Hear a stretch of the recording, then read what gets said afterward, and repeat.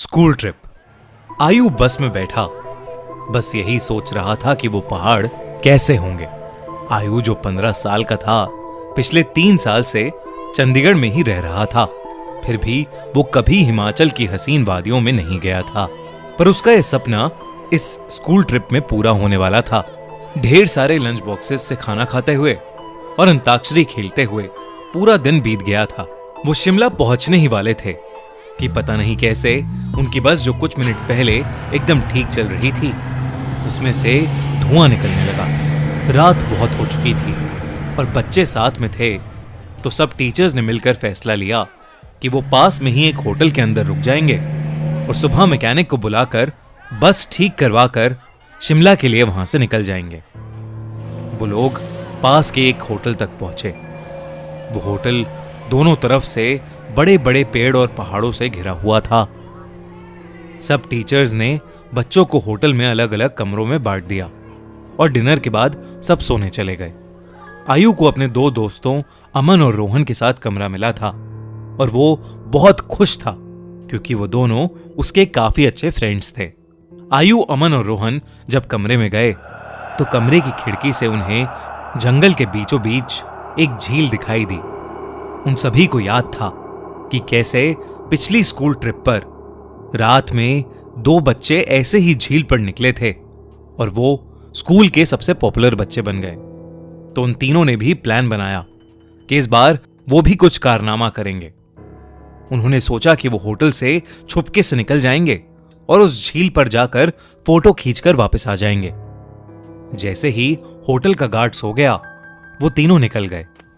झील दिखने में तो होटल से ज्यादा दूर नहीं लग रही थी, पर वो तीनों करीब आधा 1 घंटा झील की तरफ चले जा रहे थे और जंगल का रास्ता था कि खत्म ही नहीं हो रहा था। ठंड बहुत ज्यादा बढ़ चुकी थी और उस सुनसान जंगल में उन तीनों की ठंड के मारे हालत खराब हो रही थी। उन्होंने अपना फोन चेक किया तो उसमें सिग्नल नहीं था।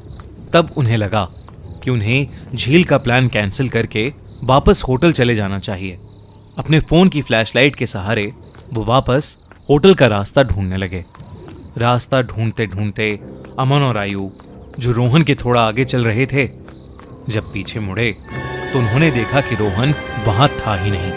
तभी उन्हें अपने पास में से किसी के भागने की आवाज आई।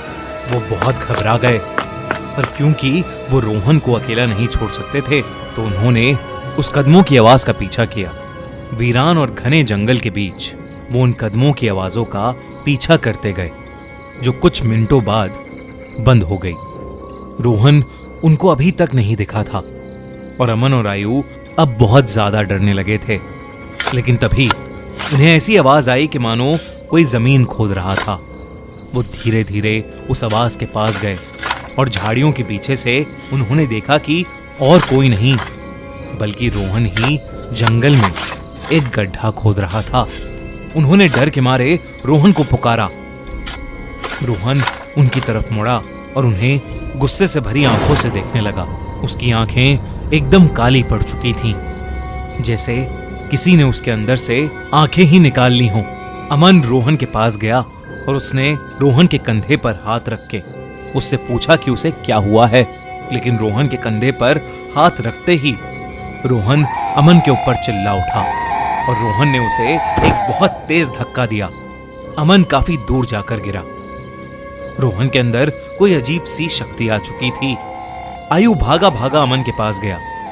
रोहन अब आयु की तरफ आगे बढ़ने लगा, पर जैसे ही वो आयु के पास आया, रोहन को अजीब से दौरे पड़ने लगे और वो बेहोश हो गया। आयु उसको होश में लाने की कोशिश करने लगा और जैसे ही रोहन होश में आया, उसने अमन की तरफ देखा और जोर जोर से चिल्लाते हुए कहने लगा, वो अमन के अंदर है।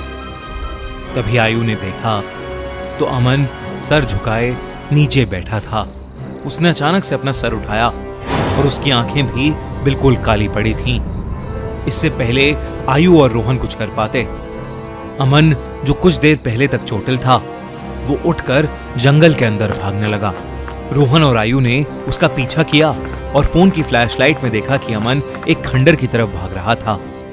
करीब जाकर उन्हें दिखा कि वो खंडर दरअसल में एक बहुत पुराना घर था।